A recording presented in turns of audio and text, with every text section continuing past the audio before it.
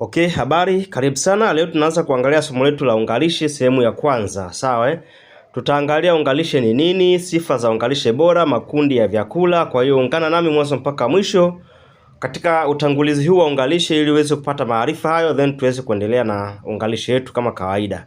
Sasa ungalishe ni mchanganyiko wa nafaka na mbegu mbalimbali zenye virutubisho tofauti tofauti zilizosagwa kwa uwiano maalumu ili kutengeneza ungalishe utakaoleta afya bora mwilini. Kwa hiyo sio tu kusaga au kuchanganya, lazima tuzingatie vipimo. Sifa za ungalishe bora. Ungalishe lazima uwe salama kwa mlaji, uwiano sahihi wa virutubisho, kudumu kwa muda mrefu. Hizo ndo sifa za ungalishe. Zingine tumeorodhesha katika darasa letu kule WhatsApp. Tukiangalia usalama kwa mlaji, kwa maana lazima mtengenezaji pia aweze kutengeneza mazingira ya usalama, kwa maana awe msafi, sawa, na kujilinda kama hivyo.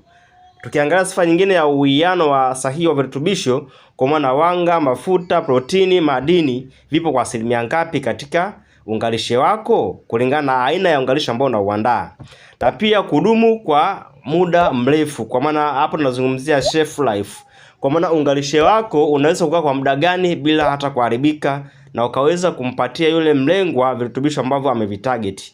Sawa Sehemu nyingine ya utangulizi tuangalie makundi ya vyakula. Sawa Hapo tunaangalia kundi la kwanza ni kundi la wanga au carbohydrate.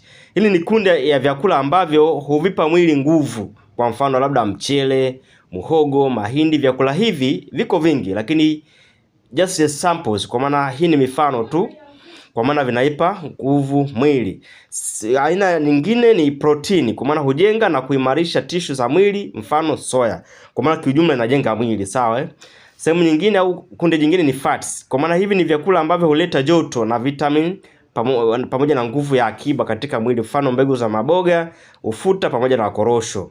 Kundi jingine ni matunda na mboga mboga.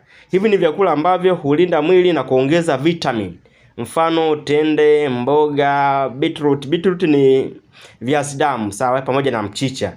Hii ni mifano ya makundi ya vyakula. Sasa unaweza kujiunga darasa letu kule WhatsApp ambalo darasa la ungalishe. Tupigie simu au tutumie message moja kwa moja kwa WhatsApp 0653463133.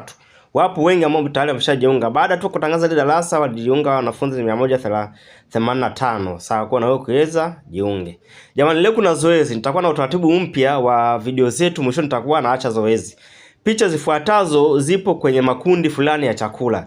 Taja kundi la chakula la picha husika kwenye comment, kwa maana utapata ofa ya kujiunga darasa letu kule WhatsApp, kwa maana utapunguziwa 40% ya ada. Picha namba 1 ni mchicha. Je, mchicha upo kwenye kundi gani la chakula? Niandikie kwenye comment. Namba 2 ni beetroot. Namba 3 ni muhogo. Utaniambia muhogo upo namba ngapi. Sio lazima uorodheshe vyote, lakini unaweza kupiki ambayo unaiweza. Ukinitumia tu kule message WhatsApp au kwa maana uka comment kwenye comment section hapo YouTube, mimi nitaichukua. Kama utaacha namba utakutafuta kule WhatsApp. Ukihitaji kujiunga utapewa punguzo la ada kwa 40%. Kwa sababu gani? Kwa sababu umeweza kung'amua au kutambua aina za vyakula. Naona hapo kuna soya, utaniambia ipo kundi gani la chakula, kuna ulezi. Asante sana, bye.